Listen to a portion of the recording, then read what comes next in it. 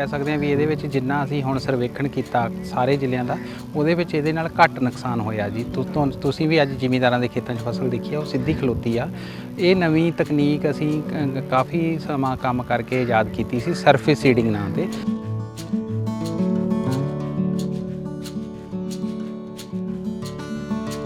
ਅਗਲੀ ਗੱਲ ਇਹ ਹੈਗੀ ਹੈ ਕਿ ਜਿਸ ਤਰ੍ਹਾਂ ਮੇਰੇ ਆਪ ਦੇ ਖੇਤ ਦੇ ਵਿੱਚ ਹੈ ਕਿ ਨਦੀਨਾਂ ਦੀ ਬਹੁਤ ਜ਼ਿਆਦਾ ਸਮੱਸਿਆ ਹੈ। 3 ਸਪਰੇਅ ਕਰ ਲਓ, ਨਦੀਨ ਫਿਰ ਵੀ ਨਹੀਂ ਮਰਦੇ। ਤਾਂ ਇਸ ਤਰੀਕੇ ਦੇ ਨਾਲ ਜਿਹੜਾ ਨਦੀਨ ਹੈਗਾ ਉਹ ਬਹੁਤ ਘੱਟ ਖੇਤ ਦੇ ਵਿੱਚ ਹੁੰਦਾ ਹੈ।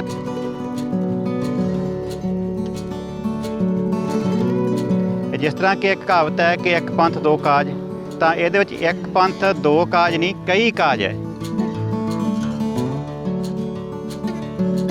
ਤੇ ਕਟਰ ਕਮ ਸਪਰੈਡਰ ਵਾਲੇ ਤਰੀਕੇ ਦੇ ਨਾਲ ਦਾਣਾ ਜਿਹੜਾ ਹੈਗਾ ਪ੍ਰੋਪਰ ਇੱਕ ਇੱਕ ਦਾਣਾ ਉਗਦਾ ਹੈ। ਤੇ ਤਕਨੀਕ ਜਿਹੜੀ ਹੈਗੀ ਇਹ ਚੰਗੀ ਹੈ, ਵਧੀਆ ਹੈ। ਹੁਣ ਮੈਂ ਮੀਂਹ ਹਨੇਰੀ ਝੱਖੜ ਵੀ ਦੇਖਿਆ ਕਿ ਇਹਦਾ ਇਫੈਕਟ ਇਸ ਕਣਕ ਤੇ ਨਹੀਂ ਪਿਆ ਹੈਗਾ, ਜਿਹੜੀ ਆਪਾਂ ਸਰਫੇਸ ਸੀਡਿੰਗ ਕਰਕੇ।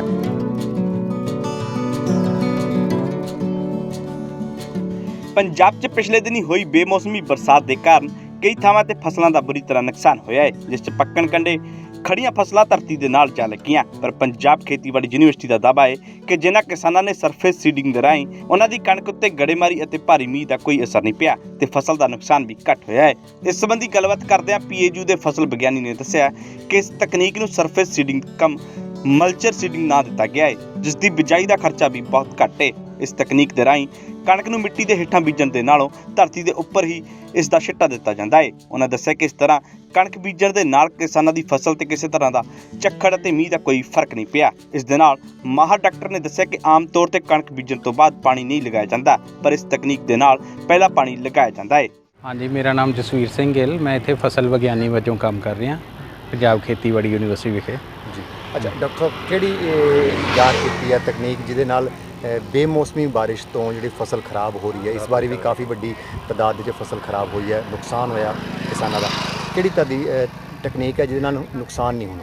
ਨੁਕਸਾਨ ਨਾ ਤਾਂ ਆਪਾਂ ਨਹੀਂ ਕਹਿ ਸਕਦੇ, ਆਪਾਂ ਇਹ ਜ਼ਰੂਰ ਕਹਿ ਸਕਦੇ ਹਾਂ ਵੀ ਇਹਦੇ ਵਿੱਚ ਜਿੰਨਾ ਅਸੀਂ ਹੁਣ ਸਰਵੇਖਣ ਕੀਤਾ ਸਾਰੇ ਜ਼ਿਲ੍ਹਿਆਂ ਦਾ, ਉਹਦੇ ਵਿੱਚ ਇਹਦੇ ਨਾਲ ਘੱਟ ਨੁਕਸਾਨ ਹੋਇਆ ਜੀ।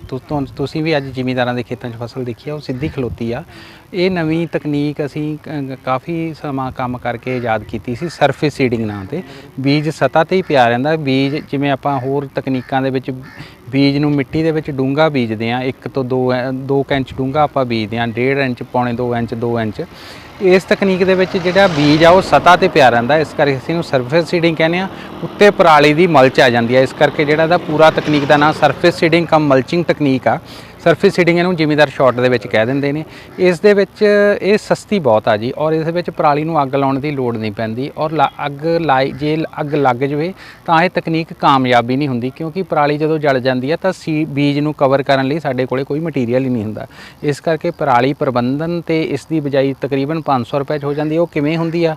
ਇੱਕ ਕਟਰ ਕਮ ਸਪਰੈਡਰ ਨਾਂ ਦੀ ਮਸ਼ੀਨ ਆ, ਜ਼ਿਮੀਂਦਾਰਾਂ ਕੋਲੇ ਹੈਗੀ ਆ। ਉਹਦਾ ਕੁਛ ਸੁਧਰਿਆ ਰੂਪ ਆ, ਉਹਨੂੰ ਤੁਸੀਂ ਜ਼ਿਮੀਂਦਾਰ ਆਪਣੇ ਪੱਧਰ 'ਤੇ ਸੁਧਰਾਈ ਕਰਾ ਸਕਦੇ ਆ 5-10 ਹਜ਼ਾਰ ਰੁਪਈਆ ਲਾ ਕੇ। ਉਹ ਤੁਸੀਂ ਅੱਜ ਸ਼ਾਰਟਸ ਵੀ ਲਏ ਨੇ। ਤਾਂ ਉਹਦੇ ਵਿੱਚ ਕੀ ਕਰਨਾ ਵਾ, ਉਸ ਮਸ਼ੀਨ ਦੇ ਉੱਤੇ ਇੱਕ ਸੀਡ ਬਾਕਸ ਤੇ ਫਰਟੀਲਾਈਜ਼ਰ ਬਾਕਸ ਲੱਗਿਆ ਹੋਇਆ, ਉਹ ਤੁਸੀਂ ਬੀਜ ਪਾ ਦੇਣਾ, ਔਰ ਜਿਹੜੀ ਮੁੱਢਲੇ ਤੌਰ ਤੇ ਖਾਦ ਬੇਸਲ ਪੈਣੀ ਆ ਬਿਜਾਈ ਸਮੇਂ, ਉਹ ਖਾਦ ਪੈ ਜਾਣੀ ਆ। ਉਹਦਾ ਇੱਕ ਆਪਰੇਸ਼ਨ ਹੋਣਾ, ਉਹ ਤਕਰੀਬਨ 200 ਰੁਪਏ ਦਾ ਤੇਲ ਖਾਂਦਾ। ਜੇ ਕਿਰਾਏ ਤੇ ਕਰਾਉਂ 500 ਰੁਪਏ ਉਹਦਾ ਲੈਂਦੇ ਆ, ਤਾਂ ਉਸਨੇ ਤੁਹਾਡੀ ਕਣਕ ਦੀ ਬਿਜਾਈ ਕਰ ਦੇਣੀ ਆ। ਇਸ ਤੋਂ ਬਾਅਦ ਇੱਕ ਪਾਣੀ ਲਾਉਣ ਦੀ ਲੋੜ ਪੈਂਦੀ ਆ। ਦੂਜੀਆਂ ਕਣਕਾਂ ਨੂੰ ਬੀਜ ਕੇ ਆਪਾਂ ਪਾਣੀ ਨਹੀਂ ਲਾਉਂਦੇ, ਇਸ ਦੇ ਵਿੱਚ ਆਪਾਂ ਪਾਣੀ ਲਾਉਂਦੇ ਆ ਜੀ। ਕਹਿ ਸਕਦੇ ਹਾਂ ਕਿ ਇੱਕ ਪੰਥ ਦੋ ਕਾਜ, ਕਿ ਇੱਕ ਤਾਂ ਅੱਗ ਤੋਂ ਛੁਟਕਾਰਾ ਮਿਲ ਗਿਆ, ਇੱਕ ਦੂਜਾ ਫਸਲ ਵੀ ਖਰਾਬ ਹੋਣ ਤੋਂ ਬਚ ਜੂਗੀ। ਹਾਂਜੀ, ਇਹਦੇ ਵਿੱਚ ਅਸੀਂ ਹੋਪ ਕਰਦੇ ਹਾਂ, ਜਿਸ ਤਰ੍ਹਾਂ ਹੁਣ ਤੁਸੀਂ ਆਹ ਫਸਲਾਂ ਅੱਜ ਦੇਖੀਆਂ ਨੇ, ਇਸ ਤਕਨੀਕ ਨਾਲ ਖਲੋਤੀਆਂ ਫਸਲਾਂ ਨੇ ਜਾਂ ਜਿਹੜੀਆਂ ਡਿੱਗੀਆਂ ਬਹੁਤ ਘੱਟ ਡਿੱਗੀਆਂ ਨੇ, ਤਾਂ ਅਸੀਂ ਚਾਹੁੰਦੇ ਹਾਂ ਵੀ ਇਹ ਜ਼ਿਮੀਂਦਾਰਾਂ ਨੂੰ ਇਸ ਚੀਜ਼ ਤੋਂ ਥੋੜ੍ਹਾ ਹੈਲਪ ਹੋਵੇਗੀ ਆਉਣ ਵਾਲੇ ਸਮੇਂ 'ਚ। ਲੱਗਦਾ ਵਾ ਕਿ ਖਰਚੇ ਦੇ ਵਿੱਚ ਵੀ ਇਹ 'ਚ ਖਰਚਾ ਤਾਂ ਜੀ ਇਹਦੇ ਵਿੱਚ ਅੱਗ ਲਾ ਕੇ ਫਸਲ ਬੀਜਣ ਨਾਲੋਂ ਵੀ ਘੱਟ ਆ ਖਰਚਾ। ਆਪਾਂ ਜਿਵੇਂ ਪਹਿਲਾਂ ਕਹਿੰਦੇ ਸੀ ਵੀ ਤੀਲੀ ਸਭ ਤੋਂ ਸਸਤੀ ਆ, ਇਸ ਦੇ ਵਿੱਚ ਬਹੁਤ ਘੱਟ ਖਰਚਾ ਆ। ਇਸ ਤਕਰੀਬਨ ਜਿਵੇਂ ਤੁਹਾਨੂੰ 500 ਰੁਪਏ ਪ੍ਰਤੀ ਏਕੜ ਦਾ ਖਰਚਾ ਜੀ, ਮੋਟੇ ਤੌਰ 'ਤੇ। ਠੀਕ ਹੈ, ਤੇ ਕੀ ਲੱਗ ਰਿਹਾ ਕਿੰਨੇ ਕੁ % ਇਸ ਵਾਰੀ ਪੰਜਾਬ ਦੇ ਵਿੱਚ ਇਸ ਟੈਕਨੀਕ ਨੂੰ ਤੁਸੀਂ ਐਗਜ਼ਾਮਪਲ ਦੇ ਤੌਰ ਦੇ ਉੱਤੇ? ਇਹ ਜਿਹੜੀ ਤਕਨੀਕ ਤੇ ਸਾਡੀ ਯੂਨੀਵਰਸਿਟੀ ਕਾਫੀ ਲੰਮਾ ਸਮਾਂ ਕੰਮ ਕਰਦੀ ਆ, 2 ਸਾਲ 4 ਸਾਲ ਵੈਰਾਈਟੀਆਂ ਤੇ 10-10 12-12 ਸਾਲ 5 ਸਾਲ ਕਿਸੇ ਤਕਨੀਕ ਤੇ ਕੰਮ ਹੁੰਦਾ। ਉਸ ਤੋਂ ਬਾਅਦ ਜਦੋਂ ਤਕਨੀਕ ਆਜ਼ਾਦ ਹੁੰਦੀ ਆ, ਸਾਡੀ ਇਹ ਤਕਨੀਕ ਆਜ਼ਾਦ ਕਣਕ ਦੀ ਬਿਜਾਈ ਚੱਲਣ ਸਮੇਂ ਹੋਈ ਸੀ, ਜਦੋਂ ਕਣਕ ਦੀ ਬਿਜਾਈ ਸ਼ੁਰੂ ਹੋ ਚੁੱਕੀ ਸੀ। ਇਸ ਕਰਕੇ ਸਾਡਾ ਰਕਬਾ ਸਾਡੇ ਕੋਲੇ ਹਜੇ ਸਾਹਮਣੇ ਆਏਗਾ, ਪਰ ਜਿਹੜੇ ਰਕਬਾ ਜਿੱਥੇ ਜਿੱਥੇ ਲਾਇਆ ਨਤੀਜੇ ਜ਼ਰੂਰ ਸਾਰਥਕ ਸਾਹਮਣੇ ਆ ਗਏ ਨੇ ਵੀ ਸਾਡਾ ਜਿਹੜਾ ਖਰਾਬਾ ਇਸ ਦੇ ਨਾਲ ਘੱਟ ਹੋਇਆ। ਇਸ ਸੰਬੰਧੀ ਕਿਸਾਨ ਕੁਲਦੀਪ ਸਿੰਘ ਦਾ ਕਹਿਣਾ ਹੈ ਕਿ ਉਸ ਵੱਲੋਂ ਖੇਤੀਬਾੜੀ ਯੂਨੀਵਰਸਿਟੀ ਦੀ ਤਕਨੀਕ ਸਰਫੇਸ ਸੀਡਿੰਗ ਦੇ ਰਾਹੀਂ ਕਣਕ ਦੀ ਫਸਲ ਬੀਜੀ ਗਈ ਸੀ, ਜਿਸ 'ਚ ਬਿਜਾਈ ਦਾ ਖਰਚਾ ਵੀ ਬਹੁਤ ਘੱਟ ਸੀ ਤੇ ਨਾਲ ਹੀ ਮੀਂਹ ਅਤੇ ਝੱਖੜ ਦਾ ਵੀ ਇਸ ਤੇ ਕੋਈ ਅਸਰ ਨਹੀਂ ਪਿਆ। ਉਹਨਾਂ ਕਿਹਾ ਕਿ ਇਸ ਦੇ ਨਾਲ ਫਸਲ ਦੇ ਝਾੜ 'ਚ ਵੀ ਫਰਕ ਲੱਗ ਰਿਹਾ ਹੈ, ਇਸ ਲਈ ਕਿਸਾਨਾਂ ਨੂੰ ਇਹ ਤਕਨੀਕ ਵਰਤਣੀ ਚਾਹੀਦੀ ਹੈ। ਇਹ ਜੋ ਸਰਫੇਸ ਸੀਡਿੰਗ ਮੈਥਡ ਹੈ, ਮੈਂ ਇਸ ਨੂੰ ਆਪਣੇ ਖੇਤ ਦੇ ਵਿੱਚ ਅਪਣਾਇਆ ਹੈ, ਤਾਂ ਇਹ ਇੱਕ ਵਧੀਆ ਤਰੀਕਾ ਹੈ। ਜਿਸ ਤਰ੍ਹਾਂ ਕਿ ਇੱਕ ਕਹਾਵਤ ਹੈ ਕਿ ਇੱਕ ਪੰਥ ਦੋ ਕਾਜ, ਤਾਂ ਇਹਦੇ ਵਿੱਚ ਇੱਕ ਪੰਥ ਦੋ ਕਾਜ ਨਹੀਂ, ਕਈ ਕਾਜ ਹੈ। ਜਿਵੇਂ ਕਿ ਪਹਿਲੀ ਗੱਲ ਤਾਂ ਸਾਡੀ ਅੱਗ ਤੋਂ ਜਿਹੜਾ ਛੁਟਕਾਰਾ ਮਿਲਦਾ ਹੈ। ਦੂਸਰੀ ਗੱਲ, ਅਸੀਂ ਜਾਣਦੇ ਹਾਂ ਕਿ ਚਾਹੇ ਅਸੀਂ ਪਰਾਲੀ ਦੀਆਂ ਗੱਠਾਂ ਬਣਾਈਏ, ਚਾਹੇ ਇਸ ਨੂੰ ਅੱਗ ਲਾਈਏ, ਸਾਡੇ ਨੁਕਸਾਨ ਤਾਂ ਹੁੰਦਾ ਹੀ ਹੁੰਦਾ ਹੈ। ਤਾਂ ਇਸ ਤਰੀਕੇ ਦੇ ਨਾਲ ਖੇਤ ਦੇ ਵਿੱਚ ਪਰਾਲੀ ਪਈ ਰਹਿੰਦੀ ਹੈ, ਤਾਂ ਉਹ ਸਾਡੇ ਖੇਤ ਲਈ ਇੱਕ ਕੀਮਤੀ ਖਾਦ ਬਣਦੀ ਹੈ। ਅਗਲੀ ਗੱਲ ਇਹ ਹੈਗੀ ਹੈ ਕਿ ਜਿਸ ਤਰ੍ਹਾਂ ਮੇਰੇ ਆਪ ਦੇ ਖੇਤ ਦੇ ਵਿੱਚ ਹੈ ਕਿ ਨਦੀਨਾਂ ਦੀ ਬਹੁਤ ਜ਼ਿਆਦਾ ਸਮੱਸਿਆ ਹੈ, 3 ਸਪਰੇਅ ਕਰ ਲਓ ਨਦੀਨ ਫੇਰ ਵੀ ਨਹੀਂ ਮਰਦੇ। ਤਾਂ ਇਸ ਤਰੀਕੇ ਦੇ ਨਾਲ ਜਿਹੜਾ ਨਦੀਨ ਹੈਗਾ ਉਹ ਬਹੁਤ ਘੱਟ ਖੇਤ ਦੇ ਵਿੱਚ ਹੁੰਦਾ ਹੈ ਤੇ ਨਦੀਨ ਨਹੀਂ ਹੁੰਦਾ ਖੇਤ ਦੇ ਵਿੱਚ, ਤਾਂ ਕਾਫੀ ਹੱਦ ਤੱਕ ਨਦੀਨਾਂ ਤੋਂ ਛੁਟਕਾਰਾ ਮਿਲ ਜਾਂਦਾ ਹੈ। ਅਗਲੀ ਗੱਲ ਇਹ ਹੈਗੀ ਹੈ ਕਿ ਕਰੰਟ ਹੋਣ ਦਾ ਕੋਈ ਡਰ ਨਹੀਂ, ਕਿਉਂਕਿ ਉਸ ਟਾਈਮ ਤੇ ਬਰਸਾਤਾਂ ਹੁੰਦੀਆਂ, ਕਿਸਾਨ ਵੀਰਾਂ ਦੀ ਕਣਕ ਕਰੰਟ ਹੋ ਜਾਂਦੀ ਹੈ, ਇਹ ਕਰੰਟ ਵੀ ਨਹੀਂ ਹੁੰਦੀ। ਤਾਂ ਜਿਹੜੀ ਐਕਤਰੀ ਆਪਾਂ ਚੀਜ਼ ਦੇਖੀ ਹੈ ਉਹ ਇਹ ਦੇਖੀ ਹੈ ਕਿ ਜਿੱਥੇ ਦੂਜੇ ਖੇਤ ਸਾਡੇ ਵਿਛ ਗਏ ਹਨੇਰੀ ਦੇ ਨਾਲ, ਮੀਂਹ ਦੇ ਨਾਲ, ਇਹ ਕਣਕ ਵਿਛੀ ਨਹੀਂ ਹੈਗੀ, ਇਹ ਕਣਕ ਖੜੀ ਹੈ। ਤਾਂ ਇਹਦਾ ਦੂਸਰੀ ਕਣਕ ਦੇ ਨਾਲੋਂ ਮੈਨੂੰ ਤਾਂ ਫਾਇਦਾ ਲੱਗ ਰਿਹਾ ਹੈ ਕਿ ਕਿਉਂਕਿ ਤਾਪਮਾਨ ਡਾਊਨ ਹੋ ਗਿਆ ਤੇ ਇਹਦਾ ਦਾਣਾ ਹੁਣ ਮੋਟਾ ਹੋ ਗਿਆ ਹੈ, ਤਾਂ ਇਹਦਾ ਝਾੜ ਦੂਸਰੀ ਕਣਕ ਦੇ ਨਾਲੋਂ ਵਧਣ ਦੀ ਸੰਭਾਵਨਾ ਹੈ।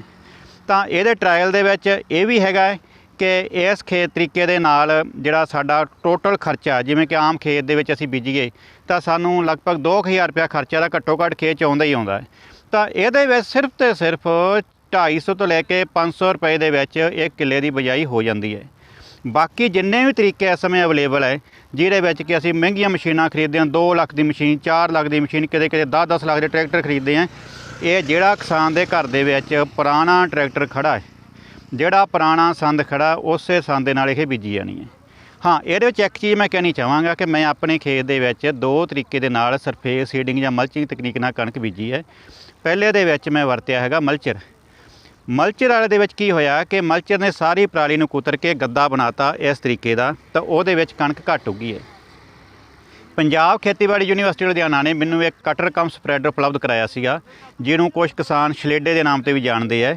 ਤਾਂ ਜਿਹੜੀ ਕਣਕ ਉਹਦੇ ਨਾਲ ਬੀਜੀ ਹੈ, ਉਹਦੇ ਵਿੱਚ ਜਰਮੀਨੇਸ਼ਨ ਬੜਾ ਸਹੀ ਸੀਗਾ ਤੇ ਬੜੀ ਵਧੀਆ ਕਣਕ ਦੂਸਰੇ ਤਰੀਕੇ ਨਾਲੋਂ ਜ਼ਿਆਦਾ ਵਧੀਆ ਹੋਈ ਹੈ। ਤਾਂ ਮੈਂ ਕਿਸਾਨਾਂ ਨੂੰ ਬੇਨਤੀ ਕਰਾਂਗਾ, ਜੇ ਕੋਈ ਸਰਫੇਸ ਸੀਡਿੰਗ ਜਾਂ ਮਲਚਿੰਗ ਤਕਨੀਕ ਨਾਲ ਕਣਕ ਬੀਜ ਰਿਹਾ ਤਾਂ ਉਹਦੇ ਲਈ ਇਹ ਕਟਰ ਕਮ ਸਪਰੈਡਰ ਵਾਲਾ ਤਰੀਕਾ ਉਹ ਜ਼ਿਆਦਾ ਵਧੀਆ ਹੈਗਾ। ਤੇ ਜਿਹੜਾ ਮਲਚਰ ਵਾਲਾ ਹੈਗਾ ਉਹਦੇ ਵਿੱਚ ਸਾਨੂੰ ਪ੍ਰੋਬਲਮ ਆਉਂਦੀਆਂ। ਮੇਰੇ ਖੇਤ ਦੇ ਵਿੱਚ ਇਹ ਵੀ ਪ੍ਰੋਬਲਮ ਆਈ ਹੈ ਕਿ ਜਿਸ ਟਾਈਮ ਤੇ ਅਸੀਂ ਉਸ ਨੂੰ ਬੀਜਿਆ ਕਣਕ ਘੱਟ ਉੱਗੀ, ਉਸ ਤੋਂ ਬਾਅਦ 'ਚ ਕੋਰਾ ਪਿਆ, ਸਾਰੇ ਪੰਜਾਬ 'ਚ ਇਹ ਲੇਟ ਕੋਰਾ ਪਿਆ, ਉਹਦੇ ਨਾਲ ਉਹ ਕਣਕ ਸੜੀ, ਕਣਕ ਦਾ ਨੁਕਸਾਨ ਹੋਇਆ। ਪਰੰਤੂ ਕਟਰ ਕਮ ਸਪਰੈਡਰ ਵਾਲੀ ਦੇ ਵਿੱਚ ਉਹ ਦਿੱਕਤ ਨਹੀਂ ਆਈ। ਵੱਡੀ ਗੱਲ ਇਹ ਹੈਗੀ ਹੈ ਕਿ ਜੇ ਅਸੀਂ ਮਲਚਰ ਮਾਰਦੇ ਹਾਂ ਤਾਂ ਮਲਚਰ ਦੇ ਨਾਲ ਜ਼ਮੀਨ ਦੇ ਵਿੱਚ ਗਿੱਲ ਜ਼ਿਆਦਾ ਰਹਿ ਜਾਂਦੀ ਹੈ, ਪਾਣੀ ਘੱਟ ਸੁੱਕਦਾ ਹੈ, ਤਾਂ ਨੀਵੀਆਂ ਥਾਵਾਂ 'ਤੇ ਦਾਣਾ ਵੀ ਗਲ ਜਾਂਦਾ ਹੈ। ਤੇ ਕਟਰ ਕਮ ਸਪਰੈਡਰ ਵਾਲੇ ਤਰੀਕੇ ਦੇ ਨਾਲ ਦਾਣਾ ਜਿਹੜਾ ਹੈਗਾ ਪ੍ਰੋਪਰ ਇੱਕ ਦਾਣਾ ਉੱਗਦਾ ਹੈ। ਤੇ ਤਕਨੀਕ ਜਿਹੜੀ ਹੈਗੀ ਇਹ ਚੰਗੀ ਹੈ, ਵਧੀਆ ਹੈ। ਤੇ ਪੰਜਾਬ ਖੇਤੀਬਾੜੀ ਯੂਨੀਵਰਸਿਟੀ ਲੁਧਿਆਣਾ ਨੇ ਇਹਦੇ ਲਈ ਜੋ ਕੰਮ ਕੀਤਾ, ਜਿਸ ਤਰ੍ਹਾਂ ਕਟਰ ਕਮ ਸਪਰੈਡਰ ਇਹਨਾਂ ਨੇ ਉਪਲਬਧ ਕਰਾਇਆ ਹੈਗਾ, ਜਾਂ ਇਹਨਾਂ ਨੇ ਇੱਕ ਆਪਣਾ ਕੰਬਾਈਨ ਦੇ ਉੱਪਰ ਹੀ ਜਿਹੜਾ ਹੈਗਾ ਅਟੈਚਮੈਂਟ ਲਾ ਦਿੱਤੀ ਹੈ, ਜਿਹਦੇ ਨਾਲ ਖੇਤ ਦੇ ਵਿੱਚ ਅਸੀਂ ਬੀਜ ਜਿਹੜਾ ਨਾਲ ਦੀ ਨਾਲ ਕਿਰਦਾ ਰਹਿੰਦਾ ਹੈ, ਤਾਂ ਇਹਦੇ ਨਾਲ ਕਿਸਾਨ ਨੂੰ ਫਾਇਦਾ ਹੋਏਗਾ। ਤਾਂ ਅਸੀਂ ਇਸ ਦਾ ਫਾਇਦਾ ਚੱਕ ਰਹੇ ਹਾਂ। ਮੈਂ ਕਿਸਾਨਾਂ ਨੂੰ ਇਹ ਬੇਨਤੀ ਕਰਾਂਗਾ ਕਿ ਕਿਸਾਨ ਵੀ ਵੱਧ ਤੋਂ ਵੱਧ ਇਸ ਤਕਨੀਕ ਨੂੰ ਅਪਣਾਉਣ। ਕਿਸਾਨ ਗੁਰਿੰਦਰ ਸਿੰਘ ਦਾ ਕਹਿਣਾ ਹੈ ਕਿ ਯੂਨੀਵਰਸਿਟੀ ਵੱਲੋਂ ਟਰਾਇਲ ਦੇ ਲਈ ਉਹਨਾਂ ਦੇ ਖੇਤ ਦੀ ਚੋਣ ਕੀਤੀ ਗਈ ਸੀ, ਜਿਸ 'ਚ ਸਰਫੇਸ ਸੀਡਿੰਗ ਰਾਹੀਂ ਬੀਜੀ ਕਣਕ ਤੇ ਮੌਸਮ ਦੀ ਮਾਰ ਦਾ ਅਸਰ ਨਹੀਂ ਹੋਇਆ। ਇਸ ਦੇ ਨਾਲ ਹੀ ਉਹਨਾਂ ਦੱਸਿਆ ਕਿ ਪਿਛਲੀ ਫਸਲ ਦੀ ਕਟਾਈ ਦੌਰਾਨ ਹੀ ਇਸ ਦੀ ਬਿਜਾਈ ਹੋ ਜਾਂਦੀ ਹੈ। ਇਸ ਨਾਲ ਫਸਲ ਨੂੰ ਹੋਰ ਦਿਨ ਮਿਲ ਜਾਂਦੇ ਨੇ। ਠੀਕ ਹੈ, ਕਿੰਨੀ ਕੁ ਫਸਲ ਇਸ ਵਾਰੀ ਬੇਮੌਸਮੀ ਦੇ ਕਰਕੇ ਜਿਹੜੀ ਬਾਰਿਸ਼ ਹੋਈ ਹੈ ਉਹਦੇ ਕਰਕੇ ਖਰਾਬ ਹੋਈ ਹੈ, ਔਰ ਕੀ ਤੁਸੀਂ ਕੋਈ ਨਵੀਂ ਟੈਕਨੀਕ ਇਸ ਵਾਰੀ ਯੂਜ਼ ਕੀਤੀ ਹੈ? ਦੇਖੋ ਜੀ, ਇਸ ਵਾਰੀ ਸਾਡਾ ਖੇਤ ਸਿਲੈਕਟ ਹੋਇਆ ਸੀਗਾ ਯੂਨੀਵਰਸਿਟੀ ਅਫੀਸ਼ੀਅਲਸ ਜੋ BC ਸਾਹਿਬ ਸੀਗੇ, ਉਹਨਾਂ ਨਾਲ ਉਹਨਾਂ ਦੇ ਕਲੀਗ ਸੀਗੇ, ਉਹਨਾਂ ਨੇ ਉਹ ਟਰਾਇਲ ਬੇਸ ਤੇ ਸਰਫੇਸ ਸੀਡਿੰਗ ਦਾ ਸਾਡੇ ਨਵੀਂ ਟੈਕਨੀਕ ਨਾਲ ਸਾਡਾ ਖੇਤ ਸਿਲੈਕਟ ਹੋਇਆ ਸੀਗਾ। ਉਹਦਾ ਰਿਜ਼ਲਟ ਜਿਹੜਾ ਪਿੱਛੇ ਸਟੋਰਮ ਆਇਆ, ਆਪਣਾ ਹਨੇਰੀ ਝੱਖੜ ਆਇਆ ਜਾਂ ਮੌਸਮ ਖਰਾਬ ਰਿਹਾ, ਉਹਦਾ ਇਫੈਕਟ ਉਹਦੇ ਤੇ ਨਹੀਂ ਪਿਆ ਹੈਗਾ ਜੀ। ਠੀਕ ਹੈ, ਕੀ ਲੱਗਦਾ ਕਿ ਇਹ ਟੈਕਨੀਕ ਕਿਹੋ ਜਿਹੀ ਸੀਗੀ, ਔਰ ਕਿੰਨਾ ਕੁ ਟਾਈਮ ਕਿ ਤੁਹਾਨੂੰ ਸਮਝਣ ਨੂੰ ਲੱਗਿਆ ਤੇ ਇਹਨੂੰ ਅਪਣਾਉਣ ਤੇ ਕਿੰਨਾ ਲੱਗਿਆ, ਔਰ ਲੱਗਦਾ ਵਾ ਕਿ ਇਹੀ ਟੈਕਨੀਕ ਬੈਸਟ ਹੈ? ਦੇਖੋ ਜੀ, ਟੈਕਨੀਕਸ ਤਾਂ ਹੋਰ ਵੀ ਬਹੁਤ ਹੁੰਦੀਆਂ ਸੁਪਰ ਸੀਡਰ, ਜਿਹਦੇ 'ਚ ਆਪਾਂ ਨੂੰ ਅੱਗ ਲਾਉਣ ਦੀ ਨਹੀਂ ਲੋੜ ਪੈਂਦੀ ਹੈਗੀ। ਸੁਪਰ ਸੀਡਰ ਹੋ ਗਿਆ, ਹੈਪੀ ਸੀਡਰ ਹੋ ਗਿਆ, ਜਾਂ ਡਰਿਲ ਨਾਲ ਬੀਜਦੇ ਹੈਗੇ ਆ। ਪਰ ਇਹਦਾ ਜਿਹੜਾ ਸਭ ਤੋਂ ਵੱਡਾ ਬੈਨੀਫਿਟ ਇਹ ਟੈਕਨੀਕ ਦਾ ਇਹ ਹੈਗਾ ਕਿ ਇਹਦੇ ਵਿੱਚ ਆਪਾਂ ਨੂੰ 7-8 ਦਿਨ ਦਾ ਆਪਾਂ ਨੂੰ ਟਾਈਮ ਪੀਰੀਅਡ ਐਕਸਟਰਾ ਮਿਲ ਜਾਂਦਾ, ਜਿਹੜਾ ਕਿ ਹਾਰਵੈਸਟਿੰਗ ਦੇ ਟਾਈਮ ਹੀ ਇਹਦੀ ਸੀਡਿੰਗ ਹੋ ਜਾਂਦੀ ਹੈਗੀ ਹੈ ਜੀ। ਹਾਰਵੈਸਟਿੰਗ ਟਾਈਮ ਜਿਹੜਾ 7-8 ਦਿਨ ਦਾ ਜਿਹੜਾ ਟਾਈਮ ਗਰੋਇੰਗ ਪੀਰੀਅਡ ਫਸਲ ਨੂੰ ਜ਼ਿਆਦਾ ਮਿਲ ਜਾਂਦਾ ਹੈਗਾ। ਉਹਦੇ ਨਾਲ 7-8 ਦਿਨ ਵਿੱਚ ਵਾਹ ਵਹੀ ਦਾ ਖਰਚਾ ਘੱਟ ਜਾਂਦਾ ਹੈਗਾ। ਤੇ ਜਿਹੜੀ ਆਪਣੇ ਪਰਾਲੀ ਜਿਹੜੀ ਆ, ਪਰਾਲੀ ਜ਼ਮੀਨ ਦੇ ਉੱਪਰ ਪਈ ਰਹਿੰਦੀ, ਉਹਦੇ ਨਾਲ ਕਿ ਨਦੀਨ ਜਿਹੜੇ ਆਪਣੇ ਹਰਬਸ ਉਹ ਨਹੀਂ ਹੁੰਦੇ, ਹਰਬੀਸਾਈਡ ਤੋਂ ਘੱਟ ਯੂਜ਼ ਕਰਨ ਦੀ ਲੋੜ ਪੈਂਦੀ ਆ। ਜੇ ਆਪਾਂ ਅੱਗ ਨਹੀਂ ਲਾਵਾਂਗੇ ਪਰਾਲੀ ਵਿੱਚ ਹੀ ਜੇ ਰਲੂਗੀ ਤਾਂ ਆਰਗੈਨਿਕ ਮਾਦਾ ਤਾਂ ਜ਼ਮੀਨ ਦਾ ਵਧੂਗਾ ਹੀ ਵਧੂਗਾ ਜੀ। ਕਾਫੀ ਬੈਨੀਫਿਟ ਨੇ। ਪਰ ਜਿਹੜਾ ਹੁਣ ਮੀਂਹ ਹਨੇਰੀ ਝੱਖੜ ਦੇ ਵਿੱਚ ਦੇਖਿਆ ਕਿ ਇਹਦਾ ਇਫੈਕਟ ਇਸ ਕਣਕ ਤੇ ਨਹੀਂ ਪਿਆ ਹੈਗਾ, ਜਿਹੜੀ ਆਪਾਂ ਸਰਫੇਸ ਸੀਡਿੰਗ ਕਰਦੇ ਕਹਿ ਸਕਦੇ ਕਿ ਜੜ੍ਹਾਂ ਮਜ਼ਬੂਤ ਹੋ ਗਈਆਂ ਸੀ। ਹਾਂ, ਜਿਹੜਾ ਜੀ ਇਹਦਾ ਜਿਹੜਾ ਸਾਨੂੰ ਲੱਗ ਰਿਹਾ ਹੈਗਾ ਕਿ 7-8 ਦਿਨ ਜਿਹੜਾ ਟਾਈਮ ਪੀਰੀਅਡ, ਉਹਦੇ ਨਾਲ ਕੀ ਹੈ ਕਿ ਇਹਦੀਆਂ ਗਰੋਇੰਗ ਪੀਰੀਅਡ ਡੀਪਸ ਜਿਹੜੀਆਂ ਡੀਪ ਚਲੇ ਗਈਆਂ ਹੋਣਗੀਆਂ, ਰੂਟਸ ਡੀਪ ਚਲੇ ਗਈਆਂ ਹੋਣਗੀਆਂ, ਤੇ ਨਾਲ ਜਿਹੜਾ ਪਰਾਲੀ ਪਈ ਆ ਉਹਦੀ ਵੀ ਕੁਛ ਨਾ ਕੁਛ ਸਪੋਰਟ ਮਿਲੀ ਹੋਊਗੀ। ਕਾਬਲੇ ਗੌਰ ਹੈ ਕਿ ਖੇਤੀਬਾੜੀ ਯੂਨੀਵਰਸਿਟੀ ਦੀ ਤਕਨੀਕ ਦੇ ਰਾਹੀਂ ਜਿਨ੍ਹਾਂ ਕਿਸਾਨਾਂ ਨੇ ਫਸਲ ਦੀ ਬਿਜਾਈ ਕੀਤੀ ਸੀ, ਉਹਨਾਂ ਵੱਲੋਂ ਇਸ ਦੀ ਪ੍ਰਸ਼ੰਸਾ ਕੀਤੀ ਜਾ ਰਹੀ ਹੈ, ਜਿਸ 'ਚ ਉਹਨਾਂ ਵੱਲੋਂ ਹੋਰ ਕਿਸਾਨਾਂ ਨੂੰ ਵੀ ਇਸ ਤਕਨੀਕ ਦੇ ਰਾਹੀਂ ਫਸਲ ਬੀਜਣ ਦੀ ਅਪੀਲ ਕੀਤੀ ਗਈ ਹੈ। ਲੁਧਿਆਣਾ ਤੋਂ ਲਖਵਿੰਦਰ ਸਿੰਘ, ਪੰਜਾਬੀ ਲੋਕ ਚੈਨਲ।